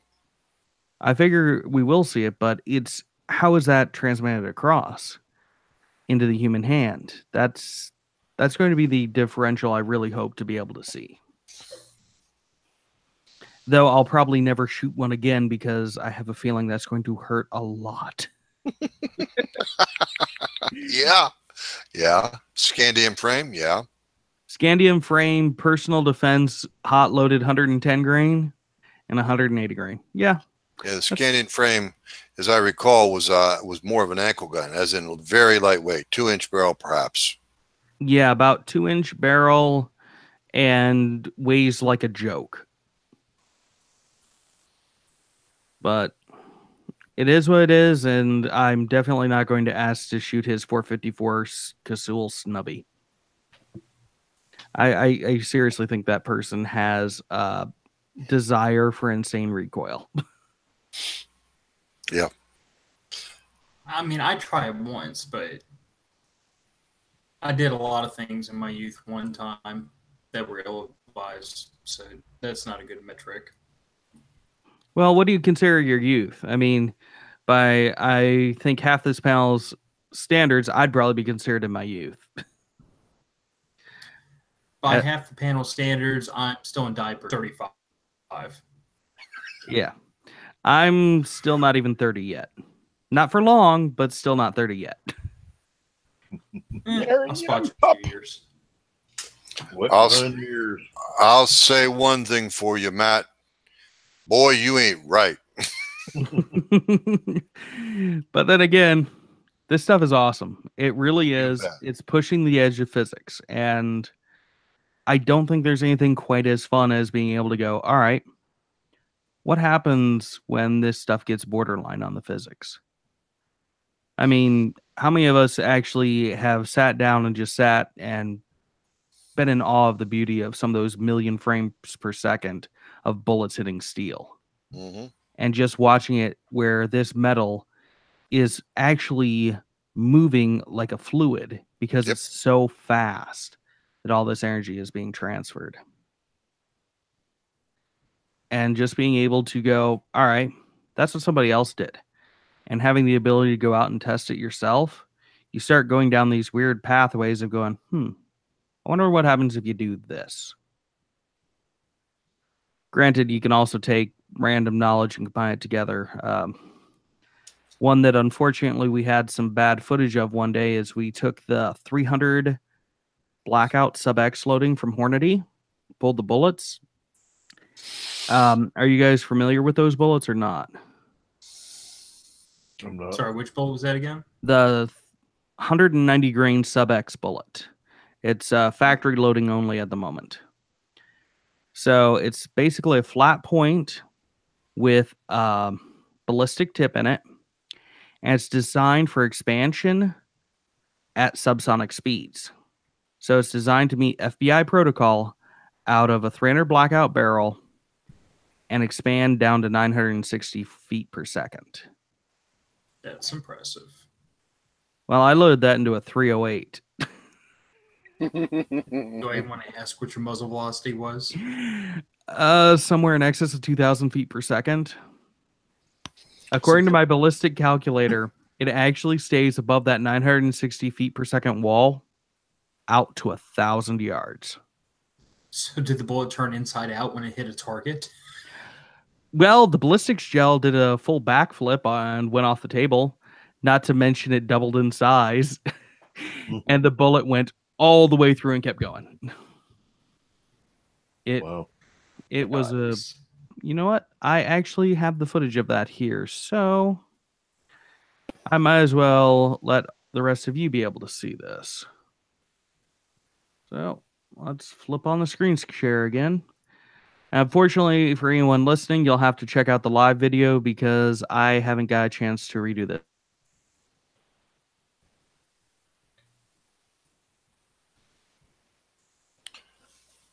I think Matt just froze. No. Mm-hmm. Excuse me. Sorry about that. Doesn't he have some of that high techno weenie internet where he Yeah, lives too? he's got fiber. Wow. And he failed Yep. like a chump. Well, I'm just glad that the folks have to listen to our disclaimer, Mike, before they listen to Matt. I will admit on this load I did use semi-spec loadings, and I didn't even max charge it even. But let's try this again, and hopefully I don't crash the web browser this time. Let's see if the screen share works. There we go. And mind you, this is out of a 308. Holy Oh, shit. that's pretty. That's pretty. Run it again, Matt, please. I want to see you when these guys talked over you. Oh my God. And mind you, this is still slow playback time. The block goes for a full flip. Holy crap. Sure does. And gone. Yep, completely off the table. Can you say hog load from hell? Exactly. That's why Hornady needs to offer us this bullet so we can reload it ourselves without having to buy, the special factory ammo and then go from there. Right? I mean, want I some of know I was those damaging the bullets by trying to pull them with an inertial puller. Right. I don't think that even with Out 7. any type of puller you could, without damaging them a little bit, but The inertial was the least damage. My collet puller definitely did dent the bullets. yeah. I still got 15 or so of those, so I can redo the test at any time. It's just getting another batch of gel made. Yeah. I'm actually half tempted to buy some clear ballistics because can you imagine that kind of expansion on a block that's actually going to piston and ignite? Because the stuff I'm using is the actual 10% ordnance gelatin used by the FBI and purchased from the same manufacturers. So I was actually able to go over to Gelita and get it, but it's not cheap getting ballistics gel, but honestly, it is completely worth it for anybody who reloads. And honestly, I did do a test one day where I tried different weights of 9mm bullets and different styles. So just the extreme bullets. I decided to go, all right, should I stay with the 124s, round nose, go to the flat point, go to the hollow point, 147 or 147 hollow point? Did a red line load on each of those out of a Glock. And I'll tell you this, for terminal ballistics, one of them actually expanded, doing a fairly impressive terminal damage. And now I use hollow points. Not only do they make your bullet holes look nicer on your competition targets, but they might just help you if you ever get in a bad situation.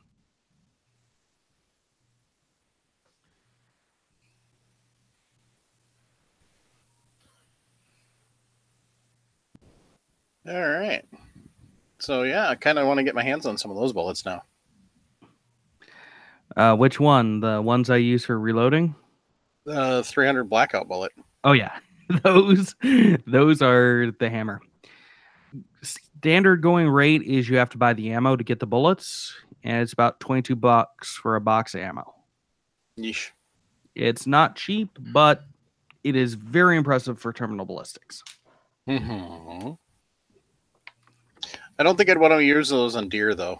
I would really shred the meat. Hogs, however. Oh, yeah. Yeah, you might get 3 of them with one shot. That'd be pretty on a varmint. Like groundhog, squirrels. Coyote. Yeah. Oh, just pink mist. Be beautiful.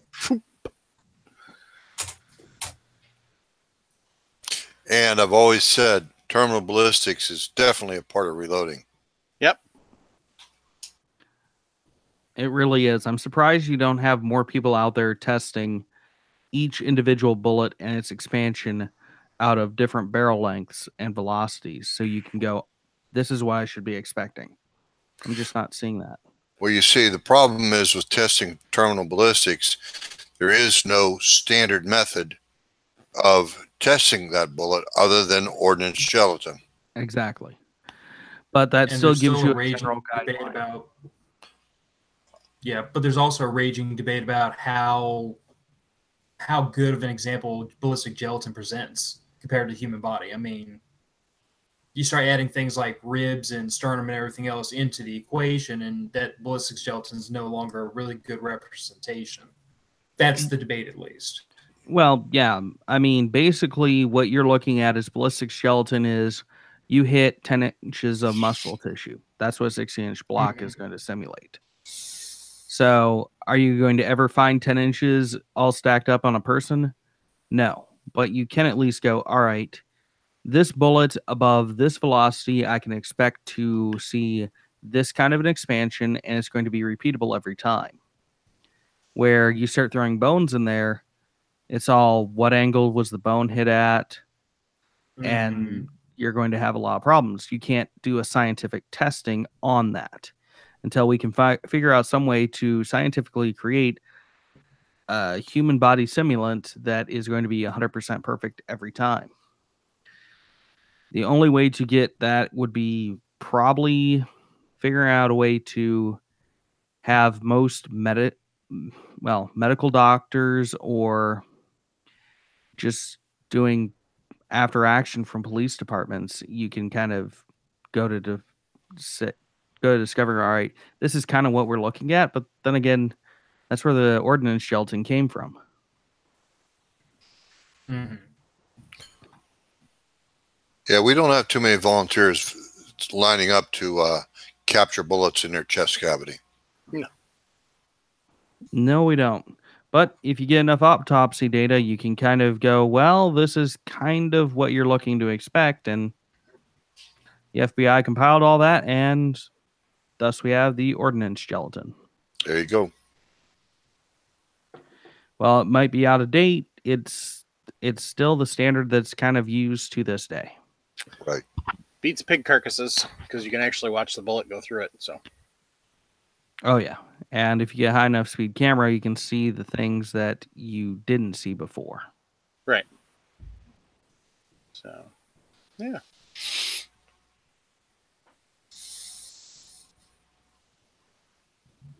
And, you know, there are recipes to make your own. Not necessarily always as clear as the stuff you buy. But there are recipes out there. So, food for thought for people that are looking.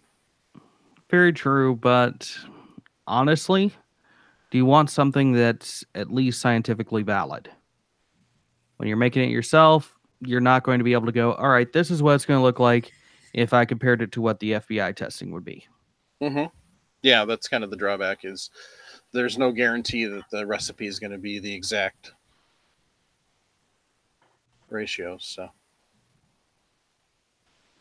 Exactly. So sometimes it's just worth it to spend the money, and I think it's about $700 because you have to buy 50 pounds at a time, but you can do probably like 20, 30 blocks out of that, at least. Or maybe it's 100. Sorry, I'm not the one who actually mixes it because I travel too much. My partner mixes that, but I want to say it's about 2.5 pounds of the powder per block. Mm-hmm. Either way, it works out quite well and gives us really interesting results. Yep.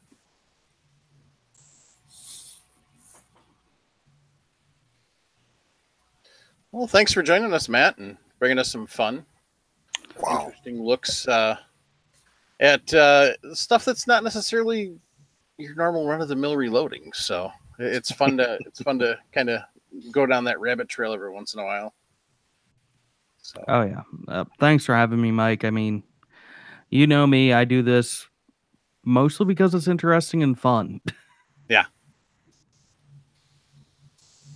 it's the I definitely love our conversations about all the different things that you got in the works and stuff. So Yeah, of course, if anybody wants to look at a lot of the videos we've mentioned today, you can just check out our YouTube channel. That's lfdresearch.com, or just search LFD Research on YouTube. And we've got quite a bit of it on there. Actually, the day this is recording is when the 30-06 Sabot video went up. We have 4 prior ones under a different name, but it's all in the same playlist if you're actually wanting to go and take a look where this development went over time. yeah, definitely recommend going checking out the videos. There's lots of good stuff there. You definitely have a lot of normal ballistics gel testing stuff too, so that's kind of a fun thing, not just the odd duck stuff that we've talked about tonight. So definitely check out the video, check out the channel. Lots of good stuff. So, and your podcast, where can they find that? Oh, that's just geeksgadgetsandguns.com. We actually spend a lot of our time on there discussing stuff like this, because my 2 partners on that, one's a sound engineer and tech enthusiast, and the other one, well, he's an actual engineer.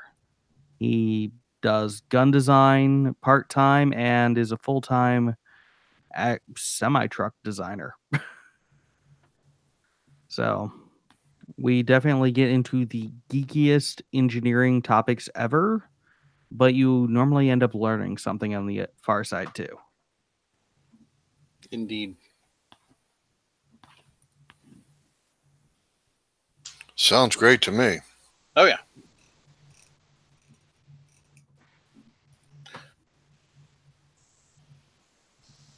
So, and I'll have links for both Geeks, Gadgets, and Guns and the LFD Research YouTube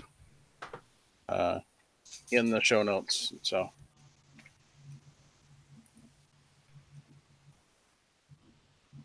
just a reminder that if you want to be part of the giveaways for all the lovely goodies that Travis has worked so very hard to round up, send an email to reloadingpodcast@gmail.com.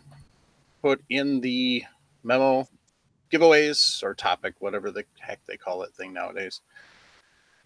The memo line or topic line.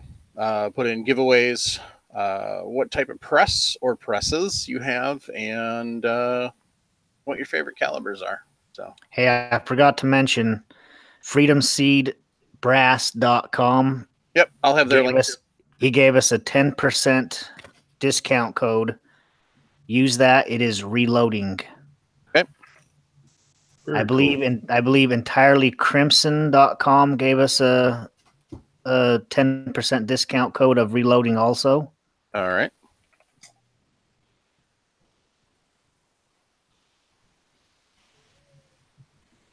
Okay. That is awesome. Make sure that you go stop by and let these companies know. We greatly appreciate them giving us products and stuff, and check them out. So, BuckeyeTargets.com reloading 10% off also. heck is that guy? Who are they? Yeah, I never heard of them. Yeah. Some damn troublemaker, I'm sure. Mm-hmm. Joker writes funny faces all over your box when he ships you targets. And you deserve it too. I think that's just reserved for you, Jason. Yeah, I'm pretty sure that's just for you because I got no funny faces on mine. Really? Yes. Wow. He drew all over my box. Yeah, you're just special. Isn't that the frickin' truth? Kathy's been saying that for years. I gotta say, guys, this was a very interesting topic we talked about. Amen. Mm-hmm. Good food for thought. Yeah, that's all sorts of fun. Matt, it was a distinct pleasure to have somebody crazy like you on the show. Thanks for having me. And I can still say we haven't hurt each other. Nobody on the channel's been hurt other than pistol grip shotgun may have rebroke a thumb, but that was actually improper usage. Do you still have all 10 fingers and toes? Oh, yeah. No one even picked up another bullet hole or even a scratch so far. Good. Well, be safe, please. Oh, we definitely plan stuff out to be safe. That's kind of one of the first things we think about. All right, how could this go wrong? And work up from there to take as many precautions as possible to keep anyone from being harmed. Because it's, kind of hard to do any of this from a cast. Definitely. But have you ever tried? Or an ICU. That too. Honestly, we're concerned about the ICU thing mostly because of how far out in the country we have to be for doing this testing. Mm-hmm. So there is reasons why we have full medical kits out there with us, because even if something goes wrong when we planned that it shouldn't, you never know. So be able to do chest seals, tourniquets, you know the drill. Mm-hmm. Murphy's Law still applies. Exactly. That's why I think it's normal for us to have about 3 full blowout kits somewhere around the range while we're filming. Mm-hmm.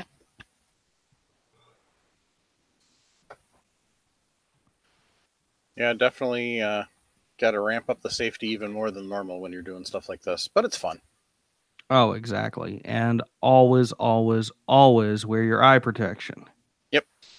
Especially when reloading, because you might never know that, I accidentally mixed pistol and rifle powder here, and I'm going to have gas blow out through the back of the gun. I did wear closed-toed shoes, too. Yeah, that too. I'm needling one of my co-hosts. I've never had gas blow out through the rear end of my gun. But you have had gas blowout. And there went one right there, Jason.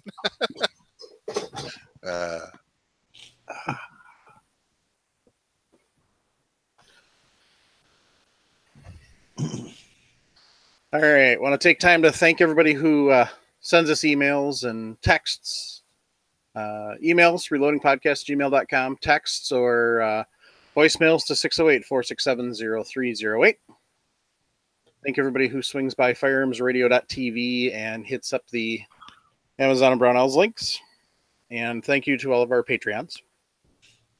So thanks again, Matt, for coming on and sharing all your fun stuff.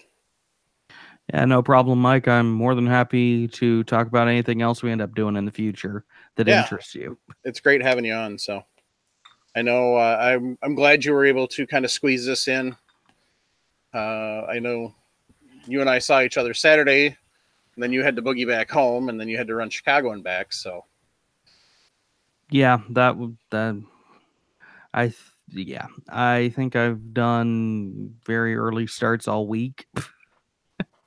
Though I do hope to see you again this weekend at Gun Rights Policy Conference, and anybody else listening live in the Chicago area, show up. It's free. Yep. That's what is it? 28th? No, not the 28th. Let's see. That's going to be it's going to be the 21st is a free dinner. Oh, it is this weekend. Yep. Okay. I was thinking it was next weekend. 22nd is a full day plus a feed you lunch and dinner, and then part day on the 23rd of Sunday. And it's definitely worth going to just for the knowledge. Also, usually there's quite a bit of swag, shall we say, in different authors' books and stuff. So yeah, and you normally get to rub shoulders with some awesome people like Masada Ayub. And of course, if anybody can't make it and is still interested, it's actually going to be streamed live this year on the Second Amendment Foundation's Facebook page. Okay. so you can actually tune in and watch it live as it's going on. And who knows, you might have something interesting. Like 2 years ago, oh crud, George Zimmerman actually showed up and got interviewed. Wow. That was an amazing interview. Yeah, he was a really interesting guy to meet and very, very humble. Well, he probably should be because the media crucified him. Very Big much so. And just listening to the interview is worth it because he talks about the things he learned the hard way. Like when that one guy tried to just murder him as he was driving down the road, he learned that even though he drove away after the guy was shooting at him, he did not roll down the window. So they still had the evidence that through the tinted window, it could not be seen what he was doing inside the car, even though the guy claimed that George had been threatening him with a gun. They were able to determine that was not even possible, and you could see the window was closed because it had the bullet hole in it. Yep. Just little itty-bitty things like that. It's like most people never think about it. He never thought about it. He didn't even have a doctor treat the wounds on the back of his head. If it hadn't been for a police officer randomly taking a picture of it, he would have had no proof.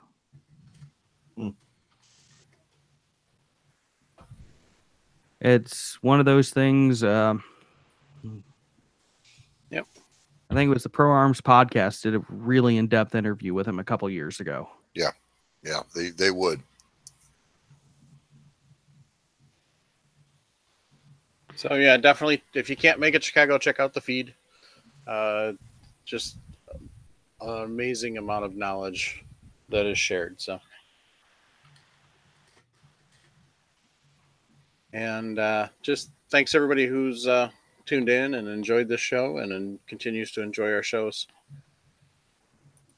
Everybody have a great night. And on that note, keep your brass shiny. Keep your powder dry. Remember, folks, not a matter of if, but when. Buy it cheap and stack it deep.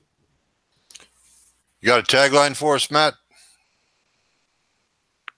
Only ever keep one powder on the bench? Good one. And squeeze. Don't yank that trigger. Squish it. You got to squeeze.